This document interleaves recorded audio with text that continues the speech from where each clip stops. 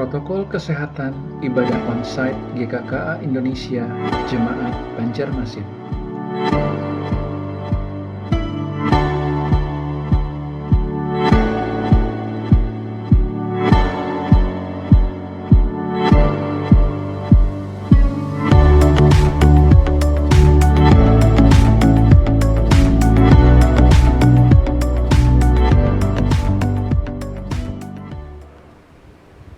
Shalom Jemaat GKKA Banjarmasin, tidak terasa sudah cukup lama kita beribadah secara online. Namun kita bersyukur kalau beberapa waktu ke depan kita akan memulai kembali ibadah onsite kita. Namun ada beberapa hal yang perlu kita perhatikan terkait ibadah onsite ini, yaitu usia yang dibatasi dan juga kapasitas tampung yang akan kita batasi. Oleh karena itu, mari kita perhatikan protokol untuk ibadah onsite berikut ini. Untuk mengikuti ibadah onsite, daftarkan diri Anda secara online, di mana teknis pendaftaran ibadah onsite ini akan diinfokan secara langsung melalui GKKA Call Center. Jadi, harap Bapak Ibu memperhatikan pengumuman di GKKA Call Center. Untuk pendaftaran online akan dibuka 1 minggu sebelumnya atau H-7 pelaksanaan ibadah onsite dan akan ditutup 2 hari sebelumnya atau H-2 pelaksanaan ibadah onsite. Usia yang diizinkan ikut adalah usia 18 tahun hingga 50 tahun.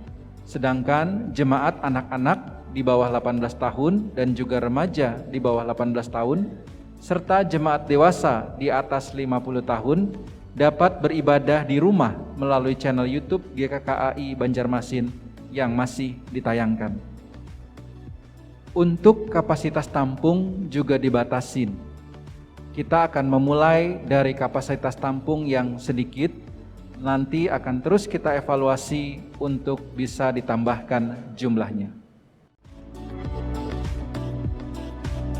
Saat tiba di gereja, silahkan menyebutkan nama kepada pelayan yang bertugas dan jika dibutuhkan dapat menunjukkan undangan kepada pelayan yang bertugas.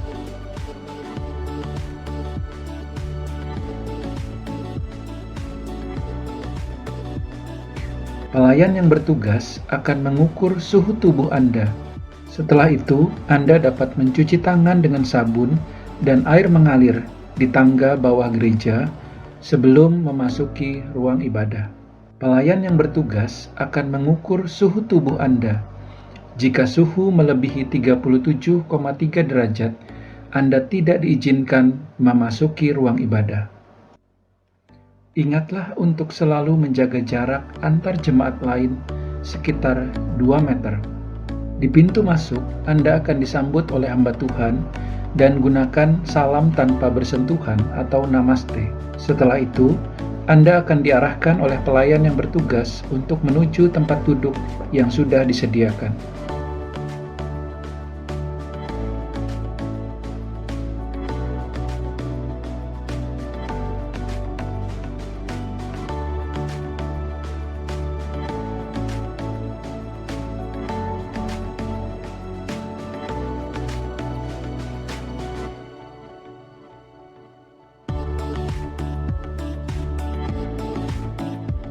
Perhatikan bahwa jarak duduk antar jemaat telah dibatasi dengan garis merah yang ditempel di kursi. Ikutilah ibadah dengan hikmat dan penuh syukur, dan ingatlah bahwa selama ibadah Anda tidak diizinkan melepaskan masker. Persembahan dapat diberikan melalui scan QRIS code yang ada di kursi jemaat.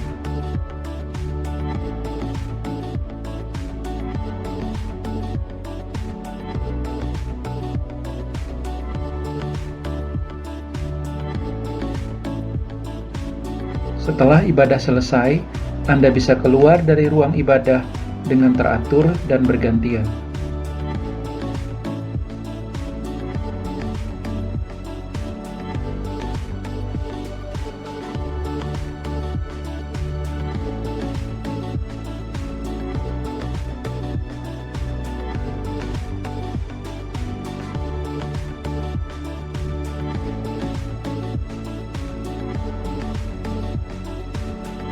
Demikianlah protokol kesehatan ibadah onsite GKKA Indonesia Jemaat Banjarmasin.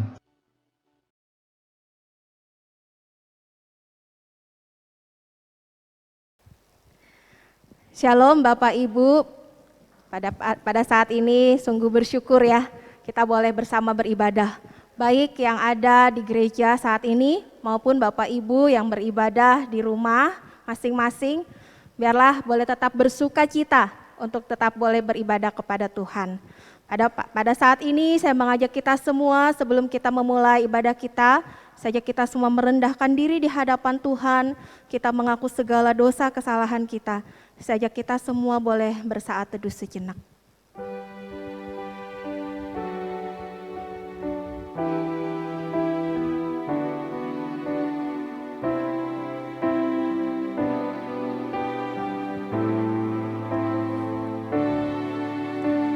Tuhan, Kau pernah ada di tengah manusia, berjalan di antara manusia berdosa, menyembuhkan yang luka, mengangkat yang jatuh, melepaskan yang terikat dalam dosa.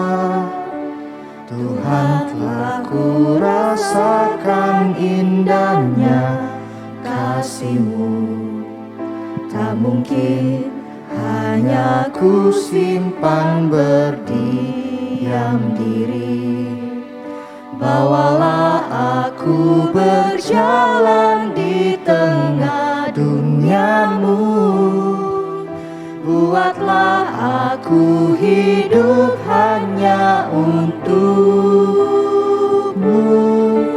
Hidup bagi Kristus hanya mungkin karena kasih-Nya. Hidup bagi Kristus hanya mungkin karena anugerah, mengasihi yang Dia kasihi, melakukan yang Dia kerjakan. Ku mau hidup bagi Kristus.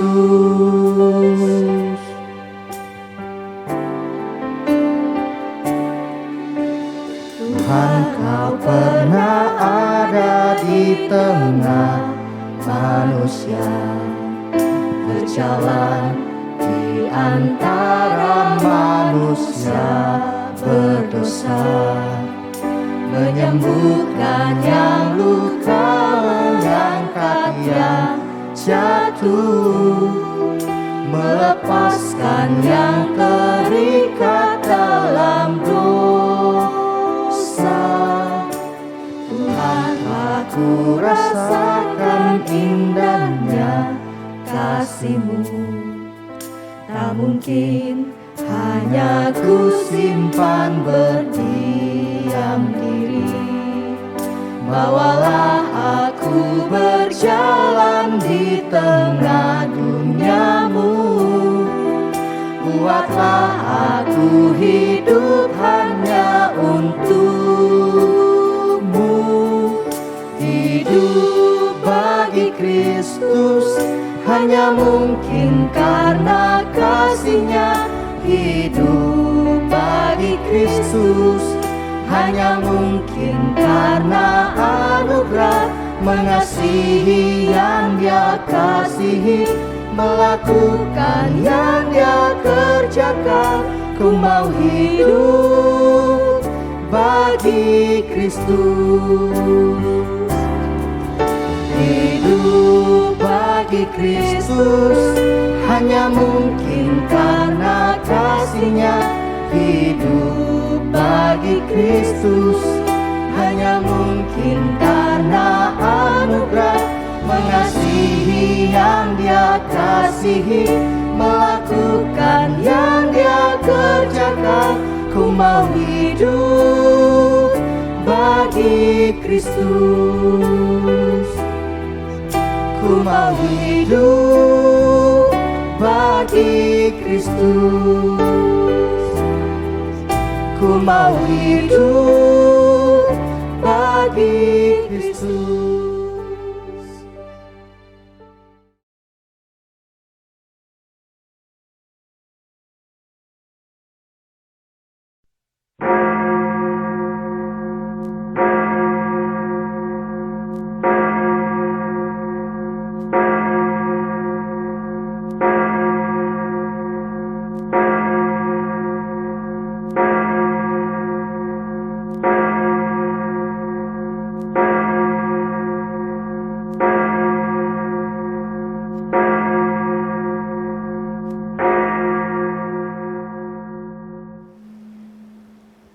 Shalom Bapak Ibu Saudara-saudari semua. Mengucap syukur untuk kita pada pagi hari ini boleh beribadah secara bersama-sama, baik di gereja kita maupun secara online di rumah kita masing-masing. Saya undang Bapak Ibu Saudara-saudari semua untuk bangkit berdiri. Kita akan mendengarkan panggilan beribadah kita. Marilah kita bersorak-sorai untuk Tuhan. Bersorak-sorai bagi gunung batu keselamatan kita. Biarlah kita menghadap wajahnya dengan nyanyian syukur. Bersorak-sorak baginya dengan nyanyian mazmur. Sebab Tuhan adalah Allah yang besar dan Raja yang besar mengatasi segala Allah. Kita akan memulai ibadah kita pada saat ini. Kita akan mengakui bahwa pertolongan kita adalah dalam nama Tuhan yang menjadikan langit dan bumi. Ibadah kita pada saat ini ditabiskan dalam nama Allah Bapa, Putra, dan Roh Kudus. Kasih karunia, rahmat, dan damai sejahtera dari Allah, Bapa kita dan Kristus Yesus Tuhan kita, dan persekutuan dengan Roh Kudus menyertai saudara. Amin. Bapak Ibu yang terkasih dalam Tuhan, Yesus sudah mati dan bangkit bagi kita semua. Oleh karena itu Bapak Ibu, mari pada saat ini kita mengagungkan Dia, kita meninggikan Dia. Umatnya, pujilah. Umatnya pujilah, haleluya, amin. Pada Kristus Raja, haleluya, amin. Bersama bernyanyi di depan tatanya, pasti Ia berkenan, haleluya, amin. Pandanglah Tuhanmu dan katakanlah haleluya, amin. Haleluya, amin. Pujilah padanya, haleluya, amin. Gembala sobatku turun dari surga, segala kasih-Nya, haleluya, amin. Mari kita memuji Sang Kristus, Juru Selamat kita, yang sudah menebus setiap dosa-dosa kita. Pujilah Sang Kristus, haleluya, amin. Gemarlah jiwamu, haleluya, amin. Di surga mulia, sembahlah padanya, selamanya puji Dia, haleluya, amin. Jemaat dipersilakan duduk, baik yang ada di gereja maupun di rumah. Mari kita sama-sama persiapkan diri kita, mengakui segala dosa, kesalahan kita. Saya ajak Bapak Ibu Saudara-saudari semua untuk mengambil sikap doa. Marilah kita datang kepada Tuhan dengan segala keterbukaan diri kita.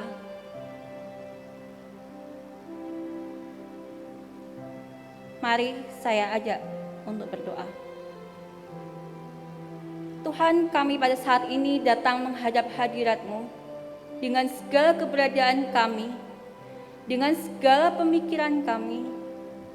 Tuhan, Engkau Allah yang hidup, Engkau Allah yang menyelidiki setiap hati dan pikiran setiap umat-Mu ya Tuhan. Tidak ada yang tersembunyi di hadapan-Mu. Banyak hal yang telah terjadi di dalam kehidupan kami ya Tuhan. Ampunilah setiap pemikiran-pemikiran kami yang salah Tuhan. Ampunilah Tuhan ketika kami tidak sabar dengan keluarga kami. Ketika kami tidak sabar dengan orang-orang di dekat kami ya Tuhan. Ampunilah kami Tuhan ketika kami hidup untuk kami sendiri. Ketika kami hanya mementingkan dan melakukan hanya untuk diri sendiri. Ketika sesuatu itu tidak menguntungkan bagi kami tidak mau melakukannya. Ampunilah kami ya Tuhan. Ampuni kami ketika kami baik sengaja maupun tidak sengaja kami telah melukai orang-orang di sekitar kami. Terlebih lagi Tuhan, ampuni kami ketika kami tidak mencerminkan kasih-Mu di dalam kehidupan kami hari lepas hari. Engkau adalah Allah yang penyayang. Kami percaya bahwa Engkau Allah yang akan mengampuni setiap umat-umat-Mu yang datang kepadamu. Doa yang jauh dari sempurna ini kami panjatkan di dalam nama Tuhan kami Yesus Kristus. Amin.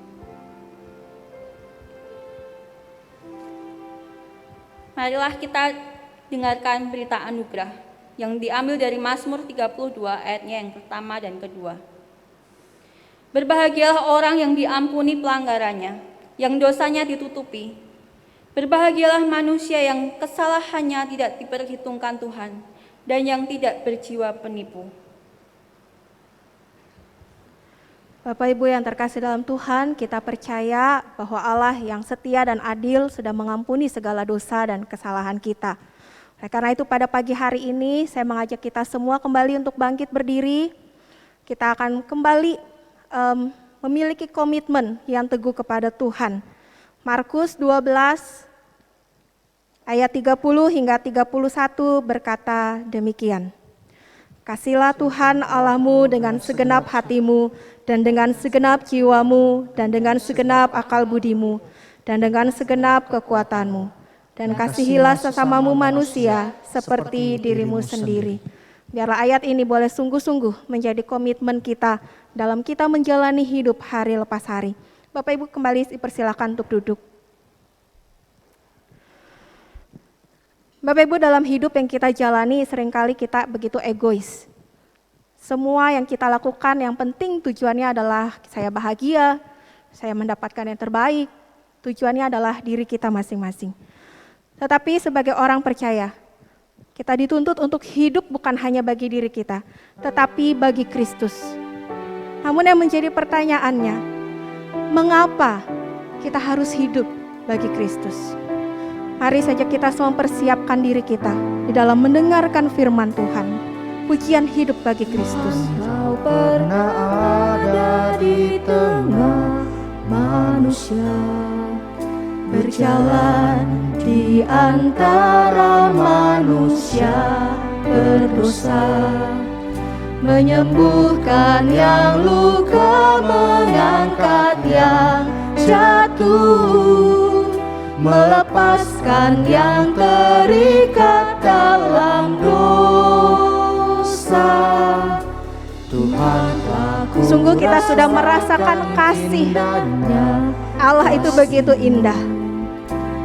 Oleh karena itu bukankah kita seharusnya tidak menyimpan kasih itu untuk diri kita sendiri? Bawalah aku berjalan di tengah duniamu, buatlah aku hidup hanya untukmu. Hidup bagi Kristus hanya mungkin karena kasih-Nya. Hidup bagi Kristus hanya mungkin karena anugerah, mengasihi yang Dia kasihi, melakukan yang Dia kerjakan. Ku mau hidup bagi Kristus. Bapak Ibu, saya ajak kita semua untuk kembali bangkit berdiri. Kau pernah Sungguh kita percaya bahwa Allah pernah berjalan, pernah ada di tengah-tengah dunia ini. Dia berjalan di antara manusia yang berdosa. Dia berjalan di antara kita, orang yang seringkali jatuh di dalam dosa. Tetapi dia tidak pernah membiarkan kita. Dia mengangkat kita. Dia menyembuhkan setiap luka dan dosa-dosa kita. Ku rasakan indahnya kasih. Sungguh kasih Tuhan begitu indah yang kita rasakan. Hanya ku simpan berdiam diri. Bawalah aku berjalan di tengah duniamu. Buatlah aku hidup hanya untukmu.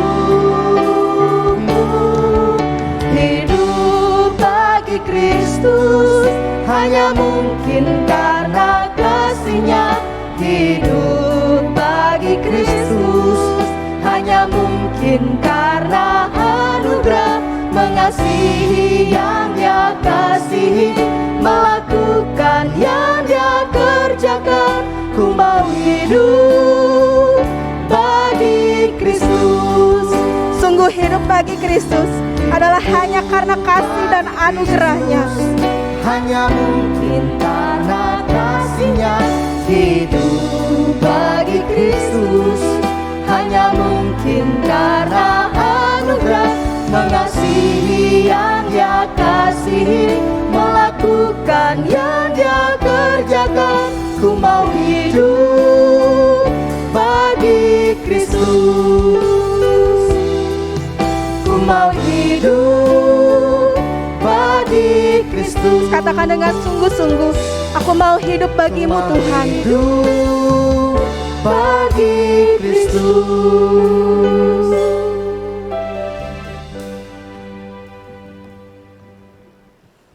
Saya persilahkan Bapak Ibu untuk duduk.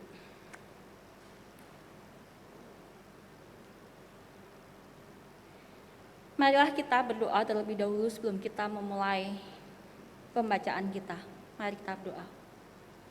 Tuhan, sekali lagi kami menghadap hadirat-Mu, mengucap syukur Tuhan untuk kesetiaan-Mu di dalam hidup kami, mengucap syukur untuk kasih-Mu dalam hidup kami.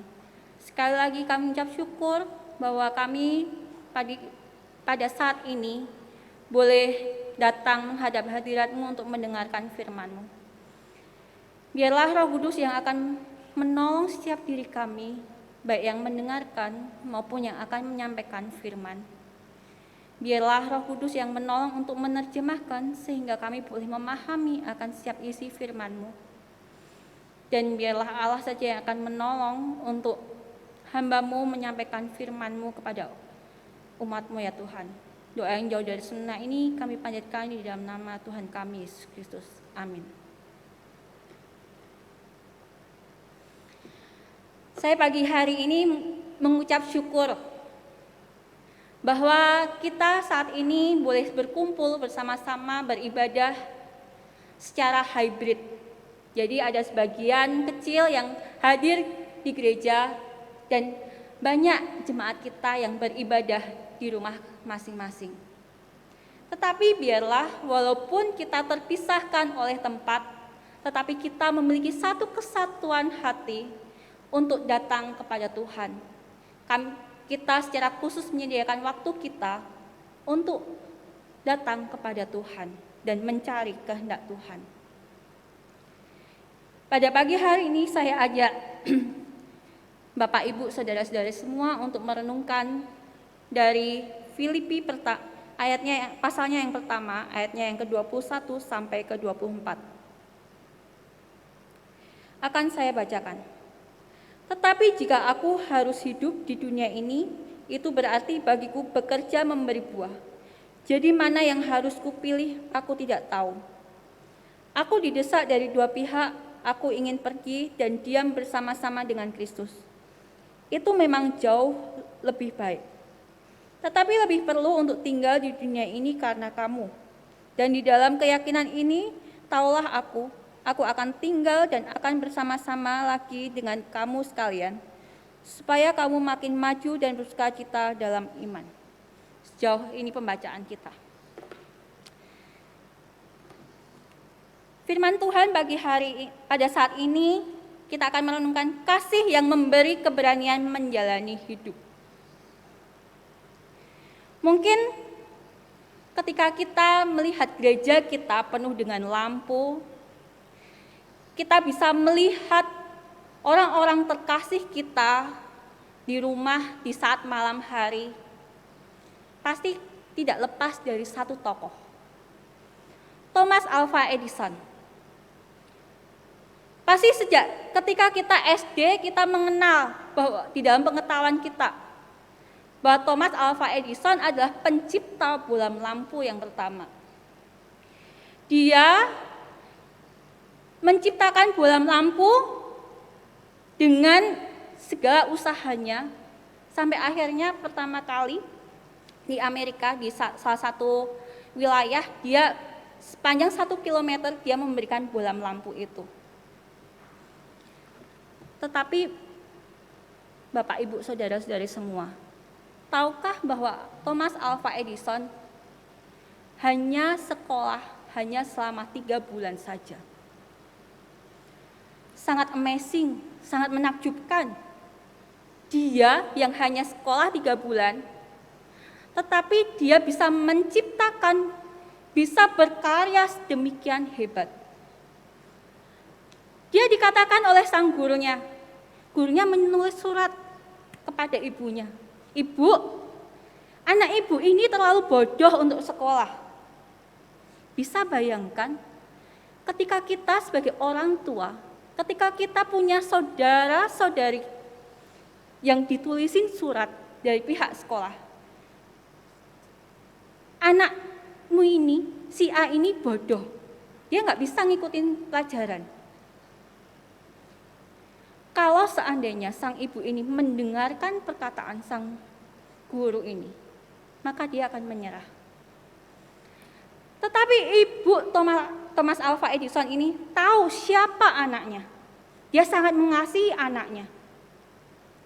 Sehingga dia tidak menyerah begitu saja. Apa yang dia lakukan? Dia memiliki komitmen untuk dengan tekun memperkenalkan, ngajarin, menulis, membaca. Itu kenapa Thomas Alva Edison hanya sekolah 3 bulan. Sisanya bukannya dia lakukan dengan hahaha di rumah, dengan melakukan kegiatan yang tidak berguna, bukan. Tetapi sang ibu dengan tekun, dengan penuh kasihnya, dia memberi pelajaran membaca, menulis kepada Thomas Alva Edison. Sebenarnya kenapa sih Thomas Alva Edison sampai dikatakan oleh sang guru bodoh? Ternyata bisa jadi dia itu kesulitan untuk memahami apa yang dikatakan sang guru karena dia tuh punya sedikit gangguan di telinganya. Dikatakan dia sedikit tuli. Bisa bayangkan Bapak Ibu, ketika orang yang sedikit tuli ini, yang ketika dia masuk sekolah umum, dia pasti memiliki kesulitan untuk menangkap pembicaraan orang yang di depannya. Karena pemahaman inilah, ketekunan sang ibu itu menghasilkan buah. Ketika Thomas Alva Edison menginjak remaja, menginjak besar, dia bisa membaca, menggali informasi, sehingga dia boleh berkembang, menghasilkan sesuatu yang bisa menjadi berkat bagi orang lain, bagi orang banyak. Bahkan bisa kita rasakan hingga saat ini. Itulah kasih yang memberikan dorongan untuk hidup. Hal yang senada juga dirasakan oleh si Paulus ketika dia menuliskan suratnya di Filipi. Tetapi jika aku hidup di dunia ini, itu berarti bagiku bekerja memberi buah. Tapi di ayatnya 21, karena bagiku hidup adalah Kristus dan mati adalah keuntungan. Ketika menulis surat ini, dia berada di penjara. Dia nggak peduli keberadaannya. Dia menerima semuanya itu. Dia menghadapi kondisinya saat itu dengan sukacita. Kita semua tahu ketika kita membaca kitab Kisah Para Rasul. Kenapa sukacita Paulus ini sampai terjadi? Kita tahu bahwa ketika dia di penjara, bukan ketika dia bebas. Ketika Paulus ini di penjara, kepala penjara bertobat. Ketika dia di penjara, Injil Kristus semakin tersebar.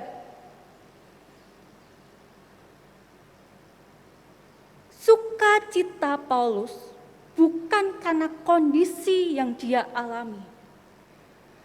Sukacita Paulus karena dia tahu untuk apa penderitaannya itu. Untuk apa dia hidup. Makanya dia mengatakan, hidupku bagi Kristus dan matiku bagi Kristus.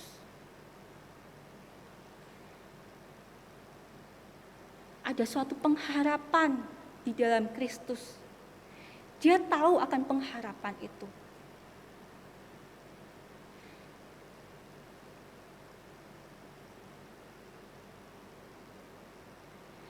Apa artinya hidup bagi Kristus? Hidup, ketika orang bisa mengatakan hidup dan mati bagi Kristus, berarti dia bisa di dalam kehidupan dia menjadikan Kristus, Yesus sebagai teladan dan menjadi contoh di dalam kehidupan dia. Dan menjadikan Injil, firman yang sudah dia terima, menjadi pedoman di dalam kehidupannya.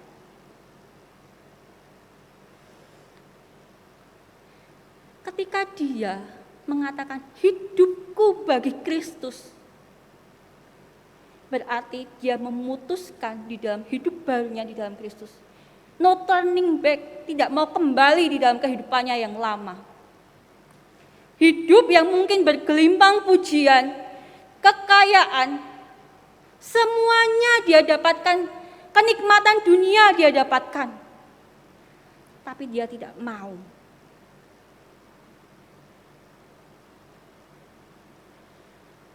Dia menganggap bahwa hidupku yang sekarang ini, mungkin secara kacamata dunia penuh dengan penderitaan. Tetapi itu semua worth it. Semuanya itu terbayarkan.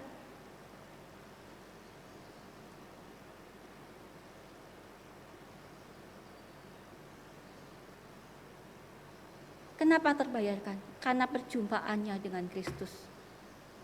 Dia tahu, kalau sampai dia mati sekalipun, dia tidak akan menyesal. Karena dia akan bertemu dengan Kristus. Pastinya kita juga ketika kita hidup di dalam keseharian kita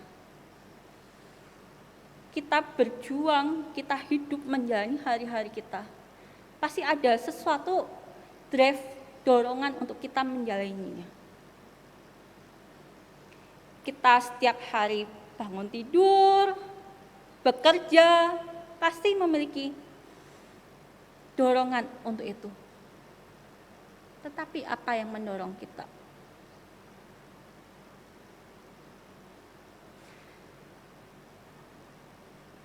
Terkadang, tidak jarang, orang bekerja.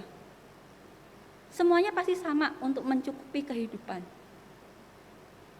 Tetapi tidak jarang juga ketika orang mengejar dengan sekuat tenaga, pagi, siang, sore, malam, di otaknya hanya satu. Bagaimana dia menghasilkan keuntungan, bagaimana kehidupan dia semakin baik. Bisa jadi ketika orang mengalami kemalangan, dia mungkin bisa bertanya, kenapa Tuhan? Kenapa? Aku nih loh sudah usaha, aku bekerja siang malam, kenapa aku harus bangkrut?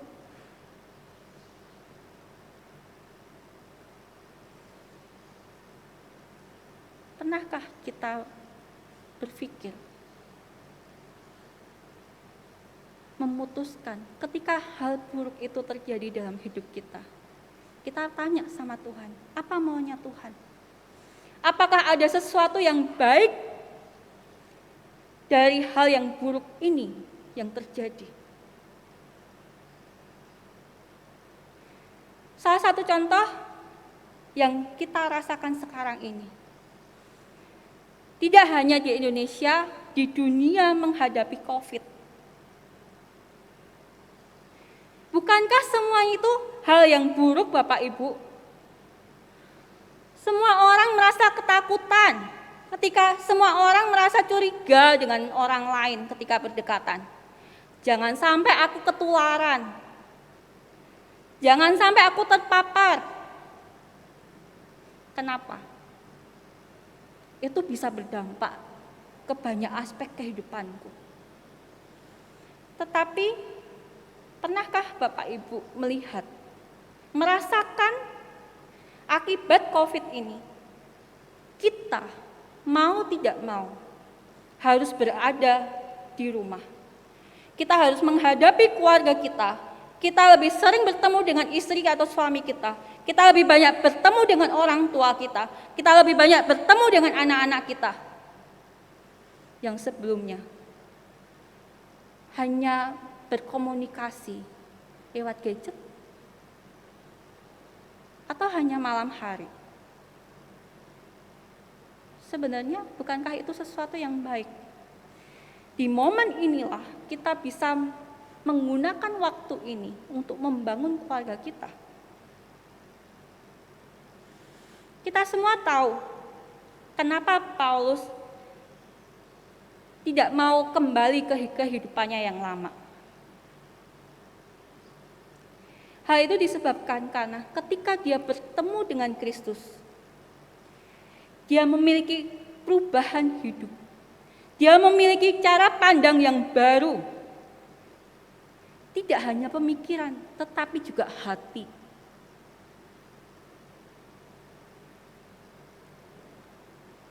Roh Kudus yang didapatkan setiap orang ketika dia mengaku Yesus adalah juru selamat, menolong setiap orang berjalan di dalam pengudusan pikiran dan hati itu.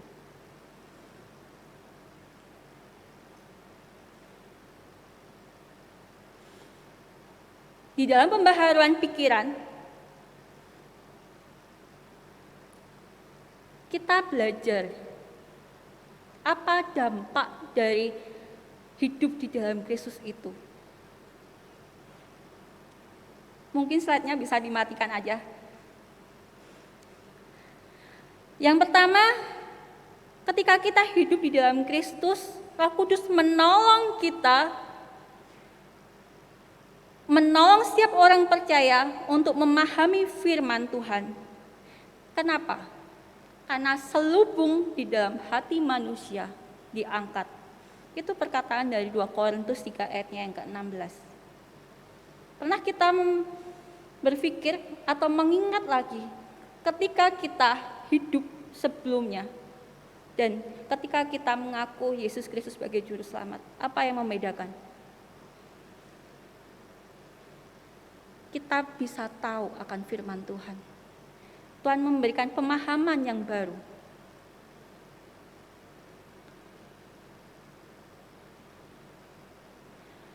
Yang kedua, Roh Kudus menolong kita di dalam pembaharuan pikiran ini adalah menolong kita untuk memiliki pikiran yang benar, dan kita juga harus menawan pemikiran-pemikiran kita di bawah Kristus.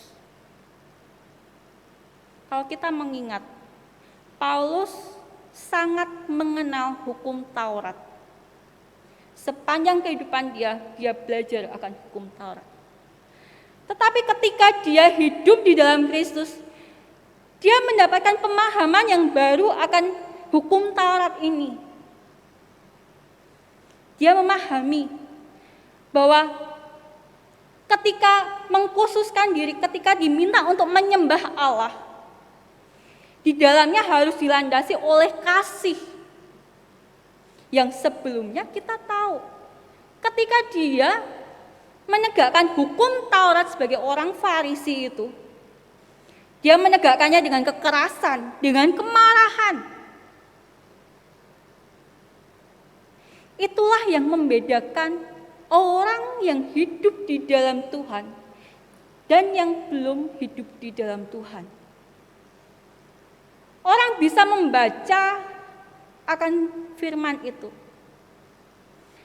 tetapi belum tentu memahami firman itu. Karena firman itu hanyalah Allah, firman itu adalah Kristus. Sehingga kita boleh memahami firman itu ketika kita percaya kepada Kristus. Di dalam hidup kita, Tuhan juga menolong kita di dalam pembaharuan hati. Ketika kita hidup, Tuhan menolong kita untuk mengaruniakan kepada kita damai, sejahtera, dan sukacita itu. Merasakan kasih Tuhan itu. Kita mengalami pemulihan hidup.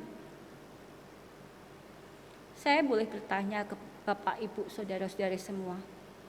Pernahkah kita terluka oleh orang tua kita di dalam kita menjalani tumbuh dan kembang itu? Orang tua kita yang mungkin keras, yang terlalu mendorong kita untuk sekolah, yang meminta kita untuk berjuang, untuk bekerja.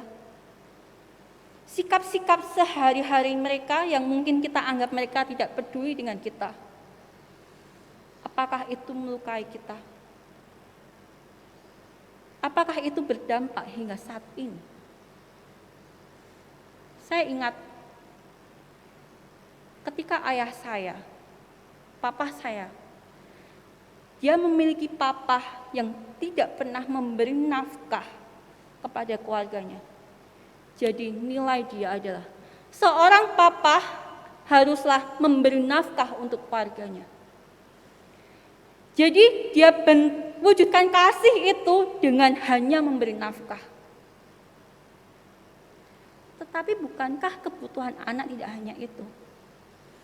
Bukankah dari luka yang dia alami menimbulkan luka di hati anaknya yang lain? Bapak Ibu, siapa yang sanggup untuk memulihkan ini semua? Manusiakah? Perubahan diri dari orang tuakah? Tidak, Bapak Ibu. Pemulihan ini bisa terjadi ketika kita membawa luka-luka kita kepada Tuhan. Hanya Allah, hanya Tuhan yang sanggup memulihkan. Bagaimana kita bisa mengasihi istri kita, suami kita, anak kita, yang terkadang kita seringkali bergesekan. Kita punya cara pandang, cara bersikap yang berbeda. Kita dapat mengasihi ketika kita terlebih dahulu merasakan kasih itu. Hal inilah yang terjadi dalam kehidupan Paulus. Karena dia sudah merasakan kasih Allah itu, sehingga dia boleh mati. Dia mengatakan, aku mau mati bagi Kristus. Karena kasih itu sangat besar. Kasih itu membuat dia memiliki cara pandang yang baru, hati yang baru. Tetapi bukankah itu sulit, Bapak Ibu? Kalau sama orang lain, ketika kita tidak cocok sama orang itu, kita bisa leave, kita bisa pergi. Tapi bagaimana dengan orang tua, dengan suami istri kita? Apakah kita akan pergi, bercerai begitu saja? Tuhan tidak mendesain kita untuk begitu. Tuhan menyediakan kita kekuatan di tengah kehidupan kita, Bapak Ibu. Gesekan-gesekan itu adalah salah satu pembentukan Tuhan. Untuk kita belajar untuk mengampuni, seperti Kristus pun mengampuni setiap kita. Gesekan-gesekan itu ngajarin kita, memberi pelajaran pada kita untuk mengasihi istri kita, untuk tetap menyapa orang-orang yang kita kasihi. Menolong kita seharusnya menjadi dorong kita untuk kita bersikap baik kepada orang-orang lain yang mungkin berbeda dengan kita, yang mungkin memiliki cara yang berbeda. Inilah artinya hidup bagi Kristus. Meneladani Kristus. Kalau hanya mengandalkan diri kita, kita tidak akan sanggup untuk melakukannya. Tidak akan pernah.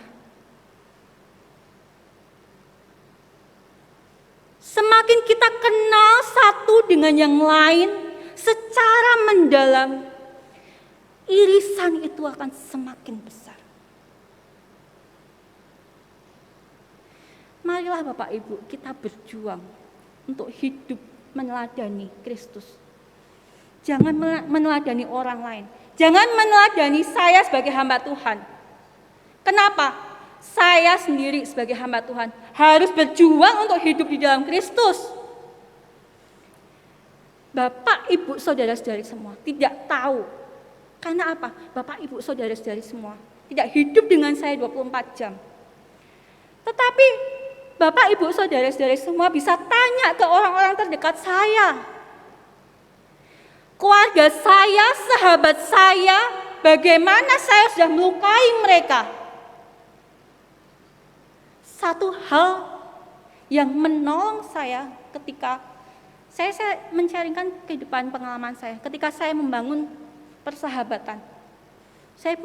Kita berkomitmen untuk belajar berpusat pada Kristus.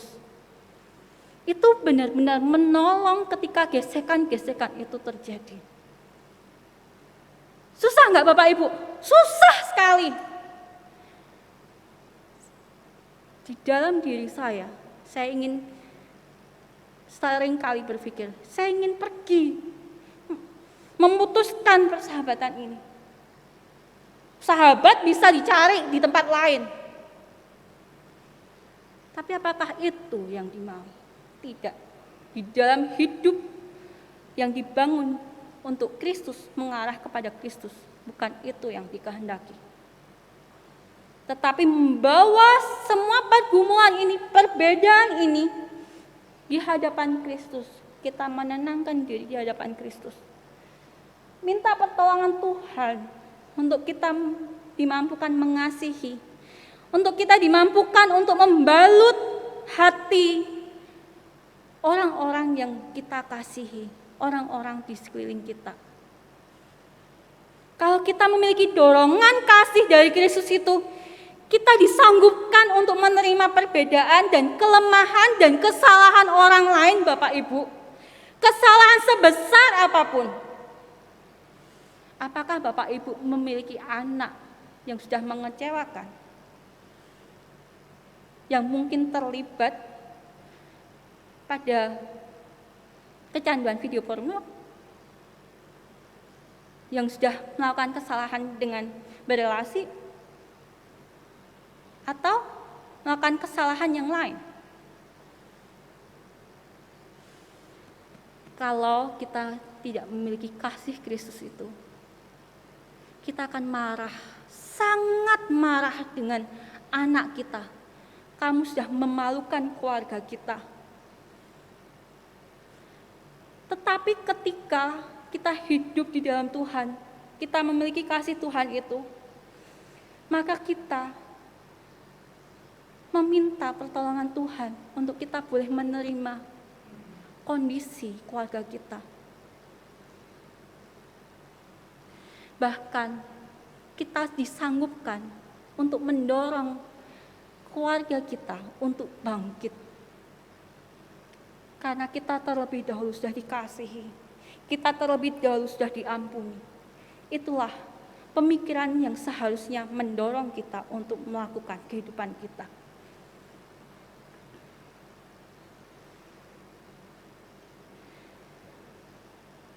Nah, saya tahu hidup bagi Kristus bukanlah hidup yang mudah. Maka kita haruslah membangun dan melatih diri kita setiap hari, setiap menit, dan setiap jam. Kita haruslah memiliki komitmen untuk melakukan perubahan.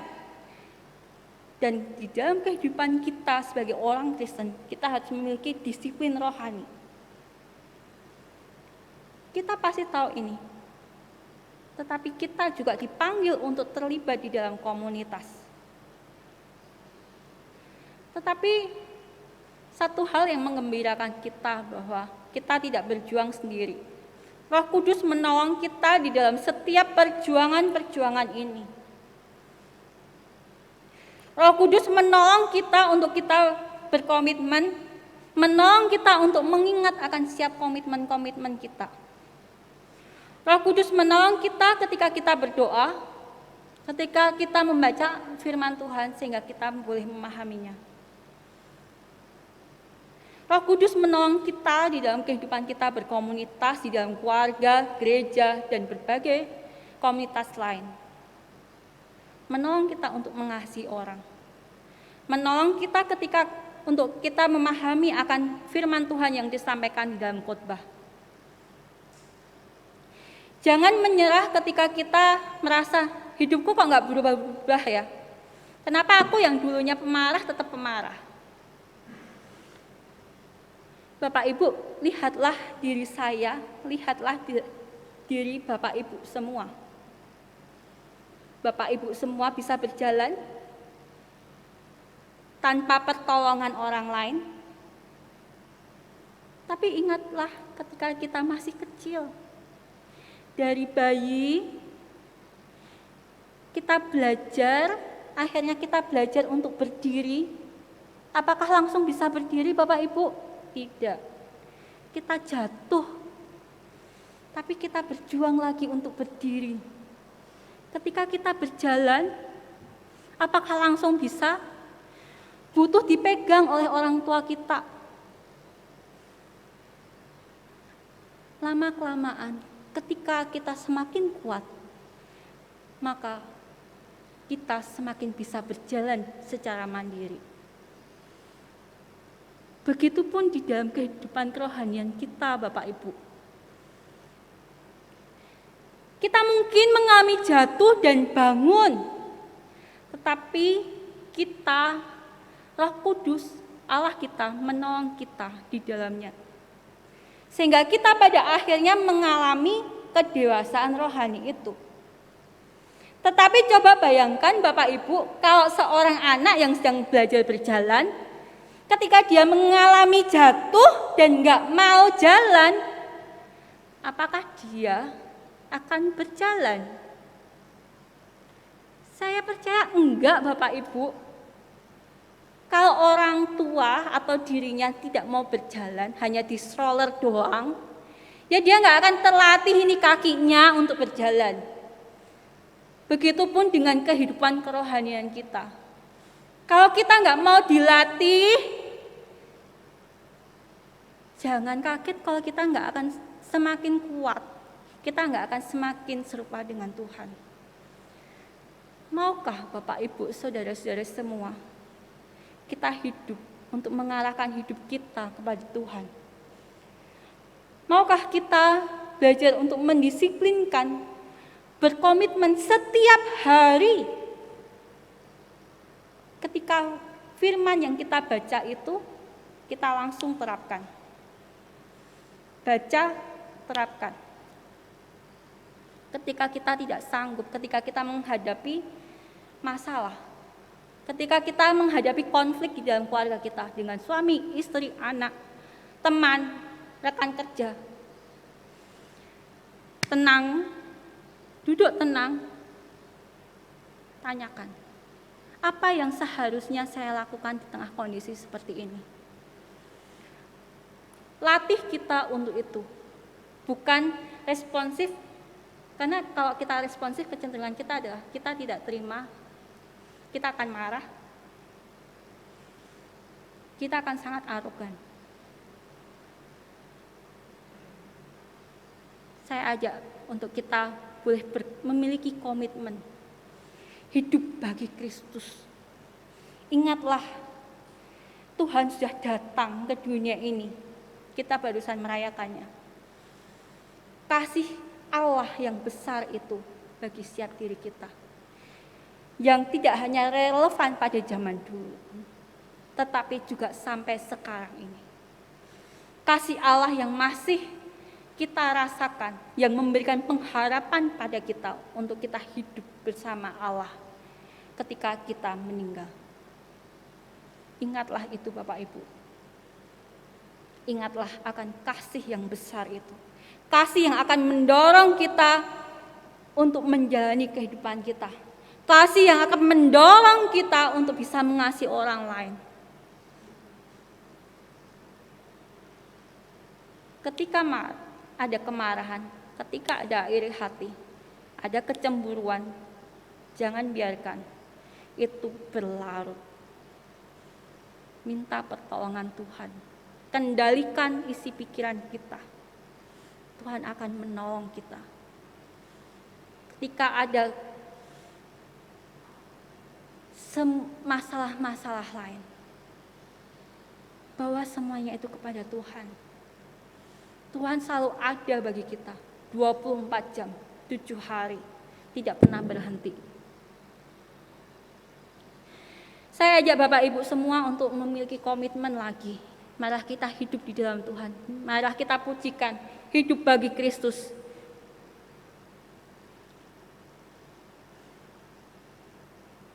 Minta tolong untuk videonya.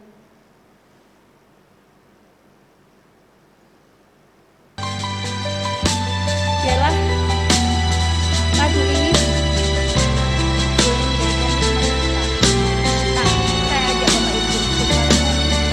Tuhan, Kau pernah ada di tengah ingatlah akan manusia, Tuhan di dalam hidup kita. berjalan di antara manusia. Lihatlah Tuhan yang sudah datang ke dunia ini, Menyembuhkan yang luka, yang memulihkan setiap orang. mengangkat yang jatuh. Lihatlah Melepaskan yang yang mengorbankan terikat dirinya dalam dosa. untuk orang-orang yang Tuhan telah tidak ku layak. rasakan indahnya kasih-Mu. Tak Apakah mungkin kita sudah merasakan hanya ku keindahan itu, simpan keindahan berdiam kasih Tuhan itu diri. di dalam hidup kita? Kalau Bawalah belum, mintalah aku Bapak Ibu saudara-saudari semua. di tengah duniamu. Buatlah aku hidup Kita hanya mintalah untuk kita boleh berjalan di dalam Tuhan ketika kita menghidupi hidup bagi Kristus. kehidupan kita sehari-hari. Mungkin karena kasih hidup Kehidupan di tengah dunia yang penuh dengan kecemaran. mungkin karena anugerah mengasihi yang Dia kasihi. Marilah kita mengasihi orang-orang yang Tuhan kasih. Ku mau hidup Orang-orang yang mungkin kita sepelekan. Orang-orang yang mungkin melukai kita.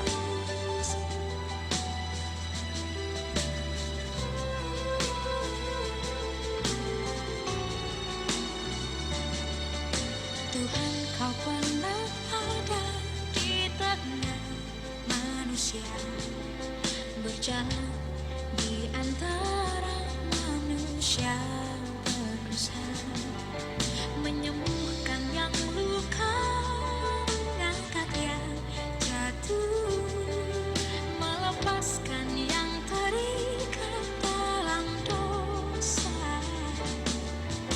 Tuhan, telah ku rasakan indahnya kasih-Mu. Tak mungkin hanya ku simpan berdiam diri. Bawalah aku berjalan di tengah duniamu. Buatlah aku hidup hanya untuk-Mu. Hidup bagi Kristus hanya Biarlah ini boleh menjadi komitmen kita, hidup bagi Kristus hanya karena kasih-Nya. Hidup bagi Kristus hanya mungkin karena anugerah-Nya Tuhan. mengasihi yang Dia kasihi. Kita boleh mengasihi orang-orang yang Tuhan kasihi, orang-orang yang Tuhan hadirkan di dalam hidup kita. orang-orang yang setiap hari kita bersinggungan.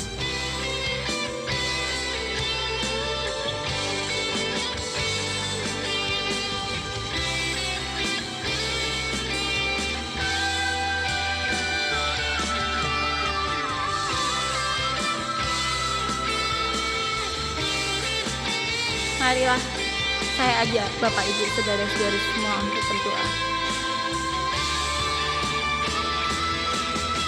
Tuhan, bawalah kami untuk berjalan di dunia ini. Itulah panggilan kami di dunia ini ya Tuhan. Tetapi kami tahu itu tidak mudah. Kami adalah manusia berdosa. Seringkali kami hanya mengukur segala sesuatu berdasarkan kenyamanan diri kami ya Tuhan. Ketika kami merasa tidak nyaman, kami akan merasa ingin mundur. Kami akan masuk di dalam cangkang kami sendiri Tuhan. Tuhan, tolong kami untuk kami boleh berjalan di dunia ini sesuai dengan kehendak-Mu. Tolong kami untuk kami setiap hari boleh melatih diri, berkomitmen hidup terhadap Engkau, hidup mengarahkan diri kepada Engkau. Ajar kami untuk setiap hari boleh melihat Engkau sebagai teladan dan figur bagi kami, bukan orang lain. Tetapi biarlah teladan Engkau itu boleh menjadi teladan bagi kami untuk melakukan kebaikan, kasih itu kepada orang-orang di sekitar kami ya Tuhan. Mampukan kami untuk mengasihi keluarga kami, istri kami, suami, anak-anak, orang tua, saudara-saudari kami. Ajar kami untuk mengasihi sahabat dan teman-teman kami. Di tengah segala perbedaan kami. Tetapi orang-orang inilah yang Engkau hadirkan untuk mengasihi kami dan kami belajar mengasihi mereka. Mampukan kami ya Tuhan.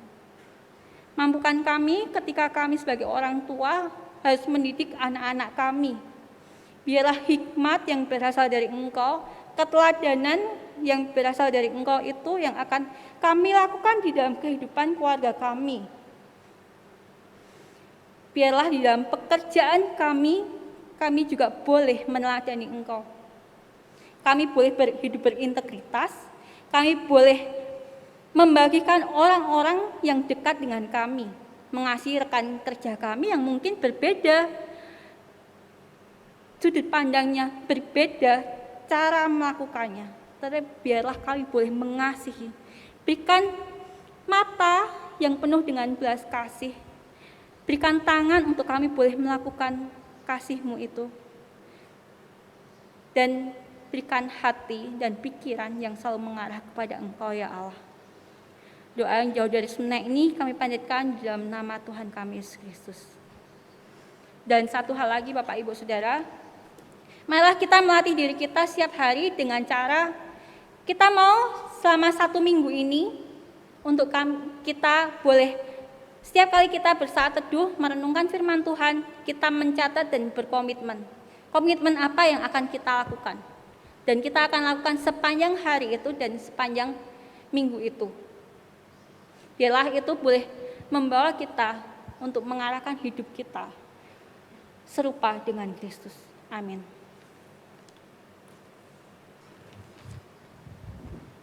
Ya, Bapak Ibu, biarlah hidup yang kita jalani boleh menjadi hidup bagi Kristus. Dan pada saat hari ini saja kita semua untuk boleh bangkit berdiri bersama dengan orang percaya di segala abad dan tempat. Mari kita akan mengikrarkan pengakuan kita dengan berkata, Aku percaya kepada Allah, Bapa yang Maha Kuasa, Khalik langit dan bumi, dan kepada Yesus Kristus, anaknya yang tunggal Tuhan kita, yang dikandung daripada Roh Kudus, lahir dari anak darah Maria, yang menderita sengsara di bawah pemerintahan Pontius Pilatus, disalibkan, mati dan dikuburkan, turun ke dalam kerajaan maut. Pada hari yang ketiga, bangkit pula dari antara orang mati, naik ke surga, duduk di sebelah kanan Allah, Bapa yang Maha Kuasa. Dan dari sana Ia akan datang untuk menghakimi orang yang hidup dan yang mati. Aku percaya kepada Roh Kudus, gereja yang kudus dan am, persekutuan orang kudus, pengampunan dosa, kebangkitan orang mati, dan hidup yang kekal. Amin. Bapak Ibu dipersilakan duduk kembali. Saya yakin dan percaya dalam kita menjalani hidup, anugerah Tuhan itu, berkat Tuhan itu selalu kita rasakan hari lepas hari. Dan pada saat ini sebagai wujud ucapan syukur kita kepada Tuhan yang sudah memberikan berkatnya bagi kita, saya mengajak kita semua untuk boleh memberikan persembahan yang terbaik bagi Dia. Hari ini ada 2 persembahan yang dapat Bapak Ibu berikan. Yang pertama adalah persembahan syukur, dan yang kedua adalah persembahan misi peduli kasih untuk Nusa Tenggara Timur. Dengan Bapak Ibu ketika memberikan persembahan misi ini, Bapak Ibu bisa menambahkan angka 11 di 2 digit terakhir. Misalkan 50.000 Rp11 atau 100.000 Rp11. Dan Bapak Ibu dapat mentransfer persembahan ini di nomor rekening yang ada di depan Bapak Ibu maupun di layar Bapak Ibu, atau men-scan barcode yang ada di hadapan Bapak Ibu dan di layar monitor Bapak Ibu masing-masing.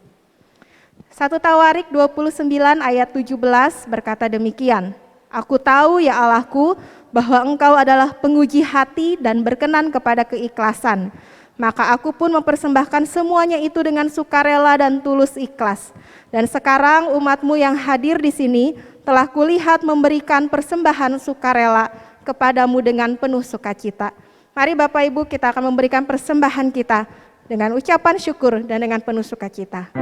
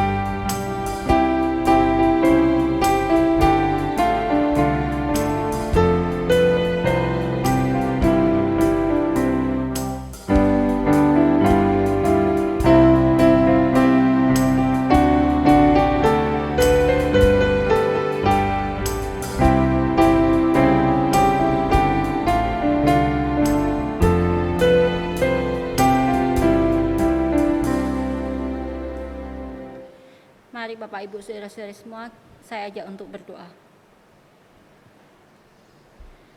Sekali lagi kami datang menghadap hadirat-Mu ya Allah. Kami ucap syukur untuk berkat yang telah kami rasakan hingga saat ini. Dan kami pada saat ini mempersembahkan sebagian kecil dari apa yang telah Engkau berikan pada setiap diri kami. Biarlah apa yang telah kami berikan ini boleh dikelola dan boleh menjadi berkat bagi orang lain ya Tuhan. Dan boleh dipergunakan untuk pelebaran kerajaan-Mu. Dan biarlah Engkau juga akan menolong para majelis untuk mengelola apa yang telah diberikan ini ya Tuhan. Dan kami juga berdoa bagi orang-orang yang selama 1 minggu ini berulang tahun. Mengucap syukur Tuhan, Kau tambahkan usia bagi Bapak Ibu saudara-saudari kami ini. Kami turut bersukacita dengan mereka di dalam pertambahan usia mereka ya Tuhan. Biarlah Engkau Allah yang akan menambahkan pertumbuhan iman kepada Bapak Ibu saudara-saudari kami ini. Biarlah Engkau yang akan mau menolong di dalam setiap pergumulan hidup mereka. Dan biarlah mereka juga boleh semakin hari semakin serupa dengan Engkau ya Allah. Dan kami juga secara khusus juga berdoa untuk keluarga Bapak Johan Furnawan dan Ibu Monik Polinto. Mengucap syukur Tuhan ketika Engkau karuniakan seorang putra Alvinson Gabriel Furnawan di hari Minggu yang lalu. Biarlah Engkau yang akan mau mengaruniakan hikmat dan kebijaksanaan kepada keluarga ini untuk boleh mendidik Alvinson di dalam Engkau ya Allah. Biarlah Alvinson boleh Engkau pakai menjadi anak yang memancarkan terang di dunia ini. Dan kami juga berdoa bagi saudara-saudari kami yang saat ini masih terbaring sakit, untuk Ibu Lince, untuk Ibu Irin, untuk Bapak Andi Sumbaya, untuk Ibu Nira, untuk keluarga Deacon Edi, untuk Bapak Gunamas, dan orang lain jemaat kami yang saat ini masih terbaring sakit atau sedang dalam masa pemulihan. Biarlah melalui obat-obat yang dia minum, perawatan yang mereka lakukan, atau istirahat di rumah, itu boleh memulihkan kondisi mereka seperti sedia kala ya Tuhan. Berikanlah sukacita dan damai sejahtera-Mu di dalam kesakitan mereka, di dalam isolasi mandiri mereka ya Tuhan. Dan biarlah mereka tetap merasakan kasih-Mu dan kasih saudara-saudara yang lain, kasih dari keluarga mereka juga ya Tuhan. Dan kami juga berdoa untuk para diaken, hamba Tuhan dan pengurus komisi maupun bidang yang saat ini sedang dalam masa evaluasi maupun penyusunan program. Sertailah untuk rencana evaluasi yang akan dilakukan pada siang hari ini ya Tuhan. Biarlah Engkau yang akan mau menyertai dari awal, pertengahan, dan akhir. Dan biarlah Engkau juga yang akan mau menolong siap para pengurus diaken, hamba Tuhan, untuk kami boleh menyusun rencana program di setahun ke depan ya Tuhan. Biarlah program ini bukan hanya sekedar program, tetapi biarlah program ini boleh membuat kami bersama-sama sebagai satu komunitas gereja untuk mengarahkan hidup kami semakin bertumbuh di dalam Engkau. Untuk kami boleh membentuk jemaat-jemaat yang boleh melayani orang lain, yang boleh memberitakan Injil. Dan hamba-Mu juga berdoa untuk setiap diri kami, untuk jemaat GKKA Banjarmasin dan maupun simpatisan. Biarlah Engkau yang akan mau menganugerahkan iman dan pertumbuhan itu kepada setiap diri kami ya Allah. Biarlah kami sebagai anak-anak-Mu boleh mengerti apa yang Engkau kehendaki dalam hidup kami. Saya ajak Bapak Ibu untuk menutup doa ini dengan doa Bapa kami.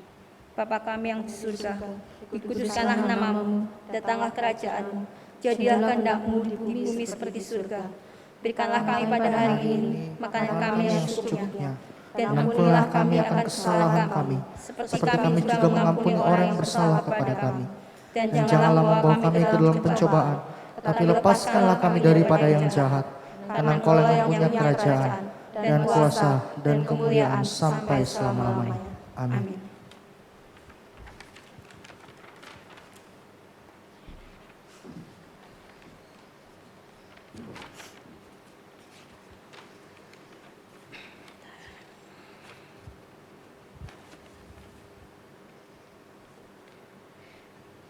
Ibadah kita telah selesai. Marilah kita siap untuk diutus di dunia kita, di mana kita berada. Saya ajak, arahkanlah untuk mengarahkan hati kita. Arahkanlah hatimu kepada Tuhan. Pergilah ke dalam dunia dengan damai. Milikilah keberanian, pertahankanlah apa yang baik. Jangan lakukan yang jahat. Hiburlah mereka yang tawar hati. Kuatkanlah yang lemah. Bantulah yang menderita, hormati semua orang, kasihi dan layanilah Tuhan. Bersukacitalah dalam kuasa Roh Kudus. Amin. Biarlah segala hormat, kemuliaan hanya bagi Tuhan. Segala kemuliaan hanya bagi Tuhan.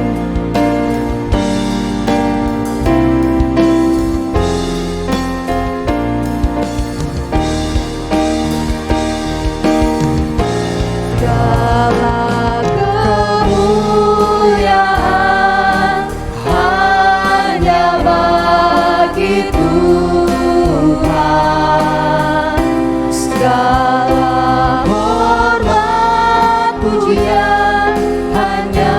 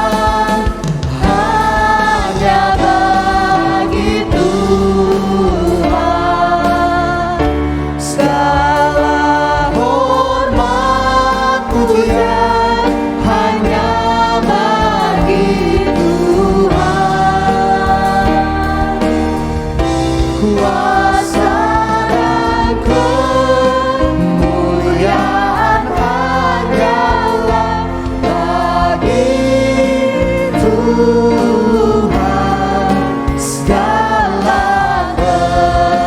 kemuliaan, keagungan,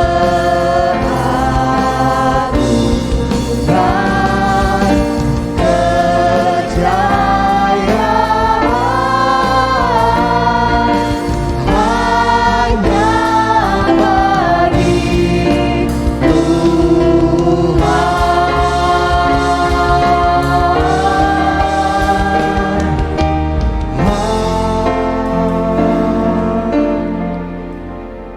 Dengarkanlah doa berkat. Tuhan memberkati kita dan melindungi kita.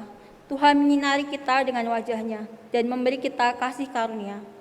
Tuhan menghadapkan wajah-Nya kepada kita dan memberi kita damai sejahtera. Amin. Amin.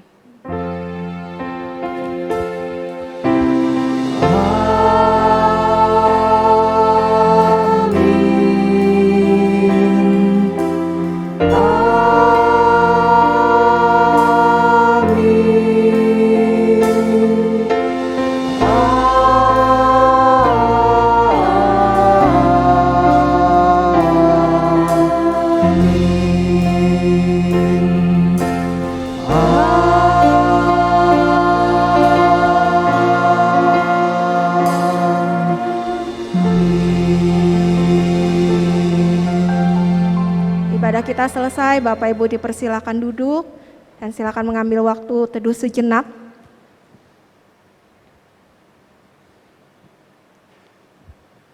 Amin. Kita akan mendengarkan warta digital dan selamat hari Minggu. Tuhan Yesus memberkati kita semuanya.